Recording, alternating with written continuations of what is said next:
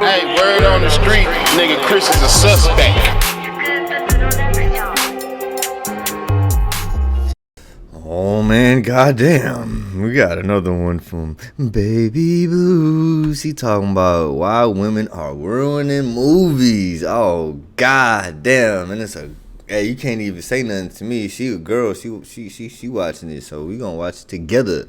Then there's a different kind of character. A shallow, trite, cheaply made, gratingly unpleasant facsimile of these excellent ladies of the silver screen. A phenomenon known only as the strong female character. Oh no. What happened to my 1080p, man? Baby Blue. Make sure you like and subscribe and go follow me on my Kick and my Twitch. Those links are down Hey Blue, let me remix your intro, yo. I can make it way live. down below. Also, my Patreon, where you can watch more content on there that I don't post here. Flip the pickle, Morty. You're not gonna regret it. The payoff is huge.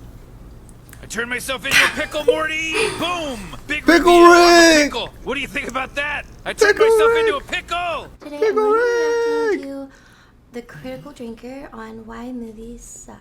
Sarah Connor, Clarice Starling, Buffy Summers, Ellen Ripley, Marion Ravenwood, Princess Leia, Dana Scully, Samantha Carter, Eowyn, Vi, Aaron Sun, Nyota Uhura, Beth Harmon, Cara Thrace, and Rita Vrataski. These are just a few examples of the many intelligent, complex, compassionate, brave, compelling, and well-written female characters that have emerged in the past 50 years of film and TV. Characters that have left their mark on whole generations of audiences to the point where they still resonate with people years or even decades after their creation. But then there's a different kind of character. A shallow, trite, cheaply made, gratingly unpleasant facsimile of these excellent ladies of the silver screen. A phenomenon known only as the strong female character. Oh, Honestly, no. it seems like just about every character without a Y chromosome these days automatically has to be labelled as strong. It's one of the first words to come tumbling out of the mouths of the writers, actors, directors, and marketing departments whenever they're asked about it, and it's been overused to the point where it's become completely and totally meaningless. Just another expected buzzword in the endless corporate approved word salad that has to be sprinkled on every new project now.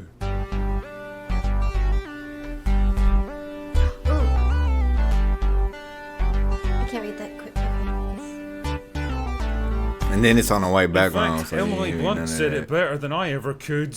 It's the worst thing ever when you open a script and read the words strong female leads. That makes me roll my eyes. I'm already out. I'm bored. And that's a girl saying Those that. roles are written as incredibly stoic. You spend the whole time acting tough and saying tough things. Oh, stop it, Emily. I can only like you so much. The thing is, though, she's absolutely right on this one. The strong female character cliche is as hollow, simplistic, and meaningless as all those soulless corporations that'll happily use social movements as an excuse to sell you more useless tat that was probably made in an Indian sweatshop. But why is this happening? What is it that makes a good female character different from a strong female character? Well, let's explore this together, shall we? The first problem is one of competency. See, one of the core elements of any character are Most strong female characters are perfect. They can fight. They're Einstein smart. Can fly. Gorgeous. Goddamn. Had 6 kids. Still got the body of an 18-year-old. Goddamn. You get it. arc is presenting them with I wonder a if you're gonna challenge say or that. difficulty that they have to overcome, whether it's an opponent to be defeated, They a have goal no weaknesses at all. to be reached, or even a personal failing or weakness that has to be tackled. All of this stuff requires the character to grow or change in some way to become better than who they were before. They'll often be given some kind of mentor figure to guide them on their path, and they're likely going to struggle and fail along the way. It's all part of the learning process, and the more you see a character I can see where this is going. I think I already set it up, but with the women characters, they're perfect the whole way through. No progression. suffer setbacks and personal failures, the more you tend to empathize with them. It's basic human nature. Storytellers have known this for thousands of years, which is why most stories tend to follow the same basic structure, taking the audience on an emotional roller coaster and delivering a satisfying We call those tropes in school. payoff by the end.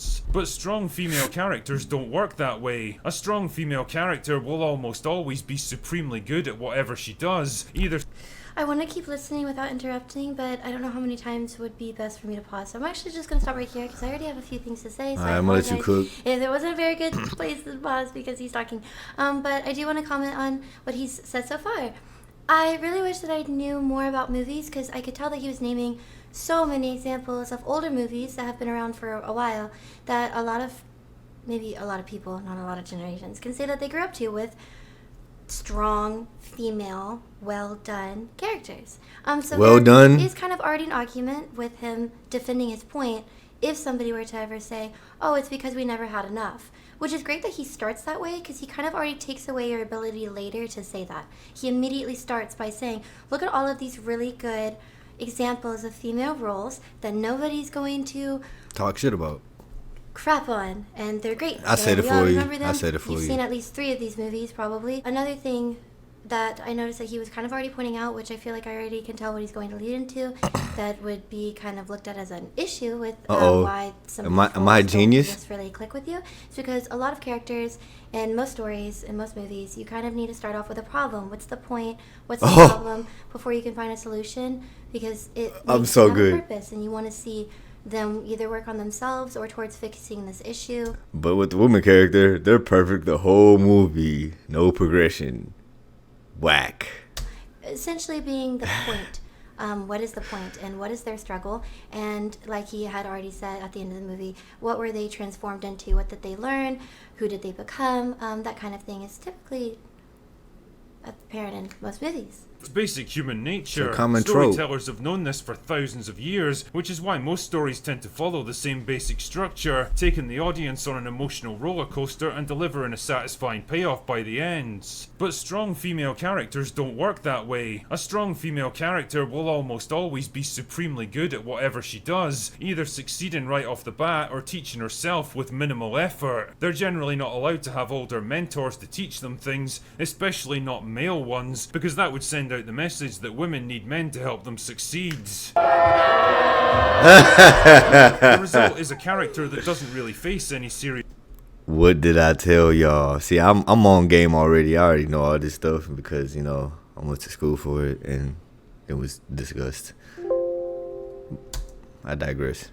struggles or challenges, or suffer major setbacks that they have to bounce back from. They're almost never allowed to fail because the writers incorrectly associate failure with weakness rather than seeing it for what it actually is. God damn it, I already called the damn video. I'm gonna let it roll though. Failure itself doesn't define the character, it's how they react to it that matters. And if there's no failure, then there's no chance for growth and development. What strong female characters tend to focus on instead is self-actualization, the idea that she already has everything she needs to succeed, and all that's required is to let go of the limitations imposed on her by others. The message to the audience is simple: you're perfect the way you are, and it's the rest of the world that has to change. Nice one, can't see that, but Typical feminist rhetoric.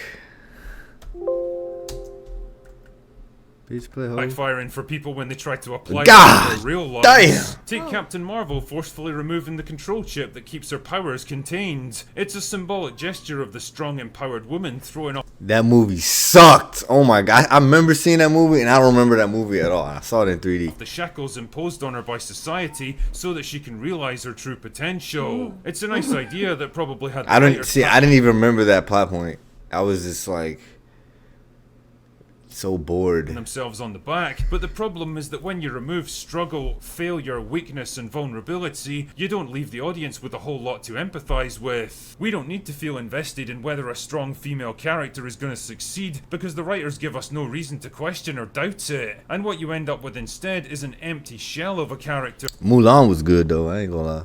with the superficial appearance of strength and empowerment, but nothing substantial or But then again, I was a child when I seen that movie, so if I seen it again, it probably meaningful drive in it. And it all just comes across as wish fulfillment, the desires and angst of the writers to see their character do the things they always wished they could do. And if you want an extreme example of this, just watch an episode She-Hulk. of She-Hulk. Oh, Which brother. brings me along to my next point. Physical strength. One of the most tedious and embarrassing aspects of modern movies is watching a 100-pound actress plowing through a series of extremely accommodating stuntmen twice her size because the writers mistakenly believe that the only way for a character to be strong is through feats of actual physical strength. Because after all, how can a woman possibly be equal to a man if she's not as physically capable as him? The problem is, you're always going to have a tough time selling a fight between a man and a woman on screen for obvious reasons. Men are generally bigger, stronger and more robust, with denser and heavier bones, stronger muscles, broader shoulders, longer limbs and superior upper body strength. Add all of that stuff together Oh, I'm triggered! Feminist a style! huge advantage when it comes to the application of physical violence. The problem is that this reality doesn't gel too well with the modern Hollywood ideology that men and women are exactly the same at everything. So how do they get around it, you might ask? Do they carefully Movie structure physics. and choreograph male-female fight scenes to have the woman make clever use of her environment, the element of surprise or improvised weapons to even the odds? Do they hire large, physically imposing actresses who actually look like they could take on a fully grown man? Or do they say, fuck it, we'll just pretend that size and strength doesn't matter anymore? I think you know the answer already. Like in this scene from The Woman King, where a 57-year-old, 5'5" Viola Davis takes on a 29-year-old, 6-foot tall man who's built like a heavyweight boxer. He's literally half her age and twice her size. A single one of these haymaker punches would probably shatter most of the bones in her face, fracture her skull, and cause severe brain injuries. Yeah, she's and dead, yet, bro. there she It's is, over tanking with. them like she's Rocky Balboa. Nobody is buying this because they know that an actual fight like this would be over in about 4 seconds. But if you want an extremely rare example of how stuff like I didn't want to interrupt his first example, just in case if it could be relevant, but fortunately I also haven't seen that movie, so he does make his point, but can't really speak on it much. I do want to speak on all You ain't of the gotta things see you it. pointed out, though, because it is a little bit easy for me to kind of rip into Captain Marvel, honestly. I just, before I even watched this video, strong opinions everywhere. And I don't usually have them, but this is one. That movie sucked, didn't it? It's extremely not relatable, unless if you just think that there's absolutely nothing wrong with you and you don't have to overcome anything. You've never really had to work for anything. She is essentially Superman, except at least Superman legitimately struggles. With no kryptonite. Lois Lane, like, he has struggles, and Captain Marvel doesn't. And so on top of just introducing this character with hardly any background, and comics don't really count for the people who are just watching movies and an audience, she's introduced out of nowhere and is just unstoppable. Yeah, Captain Marvel just all in itself sucked. didn't really feel like it sold. I mean, she has the same personality throughout the whole movie, which I won't completely critique because it's not so much the acting or the lines that he's speaking about that kills movies. She's just extremely not relatable at all. In Kill Bill, which would be my first reference, she I ain't very seen that clearly movie. starts off with a struggle. Spoiler alert. Basically, the entire movie. I mean, the first scene is her going through the worst experience of her life. Again, spoiler alert, she has like a baby ripped out of her. What's that? She's in a coma forever. Things are happening to her while she's in a coma. Literally just struggle after struggle of terrible things that have happened to her. So it's a regular She starts movie. from the bottom. She can't even walk. So if you want to start somebody off at a lower Progression. place, that's like the best way to do it. And we see her avenge herself. and Storytelling. get back on her feet. And we do already know that she has things that makes her strong, so it's not like completely unbelievable. Yeah, there she is, tanking them like she's Rocky Balboa. Nobody is buying this because they know that an actual fight like this would be over in about 4 seconds. But if you want an extremely rare example of how stuff like this would actually go down, check out this scene from Sicario where main character Kate punches a CIA officer full in the face as hard as she can, and it barely even phases him. Then he promptly knocks her on her arse in response. This is what actually tends to happen when you try to take down someone who's bigger and stronger and tougher than you. And the thing is, all of this stuff misses the point that actual physical strength isn't what makes a character strong. Someone who chooses to fight even if they're at a massive disadvantage is actually a lot braver and more compelling than some overpowered superhuman who dominates everything around them. Like in this scene from Lord of the Rings where Éowyn makes a stand against one of the most powerful and terrifying enemies in all of Middle-earth. You can see how frightened and tiny she is compared to him. She's basically a fly that he could easily swat away,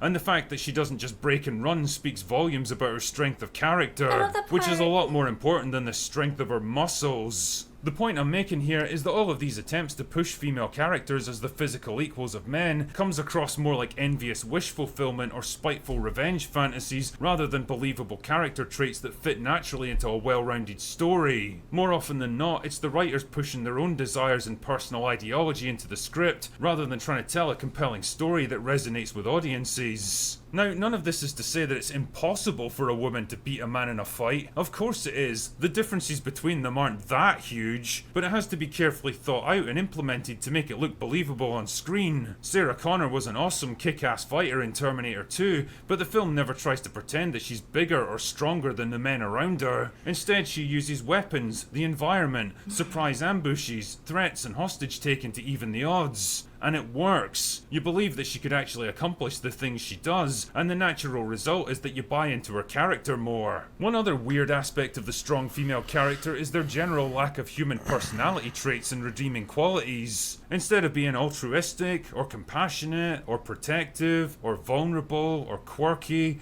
they're almost always written as stoic, emotionally closed off, I wish I said blunt, this before he did. dismissive, prickly, domineering, or aggressive. The very same masculine traits that the writers Honestly, I wish that I said that part before you came up with it, because that was the last thing I was going to top off on Captain Marvel. I find the other thing very annoying about her character is that I kind of realized around the same time it does feel like a lot of the female characters as of late are written almost exactly the same way. It's like this one writer is just like, oh yeah, here, borrow my cliff notes for this one character that I wrote, because they're all the same. They're all closed off. They're all numb.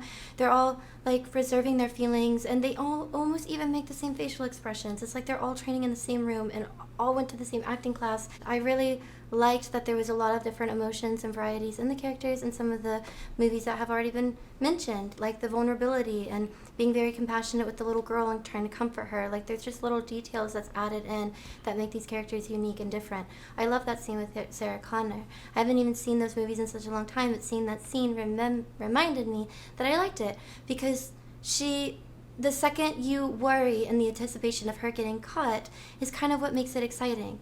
Because I feel like you think, oh, as soon as a man grabs onto her, it's done. Like she can't overpower, but she's throwing the keys to get him to catch it so she can hit his stomach. She unlocks it really quickly to Should get have hit him him in back the so dick. she can get back through the bars, because obviously if they grab her arm, she's not going to wiggle her right out of that. So I like those scenes. Part of the anticipation is rooting for them to win because they thought of some way or scheme to get out of it, not just because they think that they can overpower somebody. One, even if somebody argues it's not unrealistic, fine, but it gets old. It gets old. Every movie does that now, and even older movies didn't always have that way. The woman would maybe convince her way out of the situation, or take a hostage, or have to think of a thought-out plan, which then showed her strength as intelligence, because the men didn't think of that. So there's unique ways to do things, and it doesn't really feel very unique anymore. One other weird aspect of the strong female character is their general lack of human personality traits and redeeming qualities. Instead of being altruistic, or compassionate, or protective, or vulnerable, or quirky, they're almost always written as stoic, emotionally closed off, blunt, dismissive, prickly, domineering, or aggressive. The very same masculine traits that the writers seem to find so toxic and unacceptable in men. They very rarely have any kind of romantic interest in men, and are carefully written and dressed to avoid even the barest hint of sensuality or attractiveness. Either way, it all just smacks of overcompensation, a kind of knee-jerk reaction to all those overly emotional, easily frightened damsels in distress from previous generations of movies. A desire to break away from the tropes of women as caring, compassionate maternal characters or overly sexualized fantasy figures. Fair enough, there's absolutely nothing wrong with branching out and exploring different ideas. The problem is that if you take all those feminine elements away and replace them with nothing but the most stereotypical of male traits, then all you really end up with are women awkwardly pretending to be men. Like Galadriel from Rings of Power, always trying to talk tough, stamp down her authority, demanding respect and showing off. It doesn't ring true because it's not how women tend to act in the real world. Don't even know Audiences that's know from. it, and if Emily Blunt's comments are anything to go by, the actresses trying to play these roles know it too. Again, none of this is to say that you can't have assertive and authoritative female characters who speak their minds and fight their own corner, but you have to give them more than just the superficial facade of toughness. Just like how making them more physically powerful diminishes their bravery, and removing their challenges, weaknesses and failures eats away at their relatability, so removing their emotional complexity and vulnerability makes them less likable. And the end result of all this is characters that are weirdly bland, sterile, sexless, emotionless, joyless, arrogant, condescending and unappealing. People might not always be able to put into words what exactly is missing from them, but they know instinctively that what they're being shown just doesn't feel right, and it doesn't connect with them. And the more Hollywood tries to force these characters on us, the more people are rejecting them. It's kind of ironic when you think about it, that the strong female character should ultimately turn out to be their biggest weakness. Anyway, that's all I've got for today.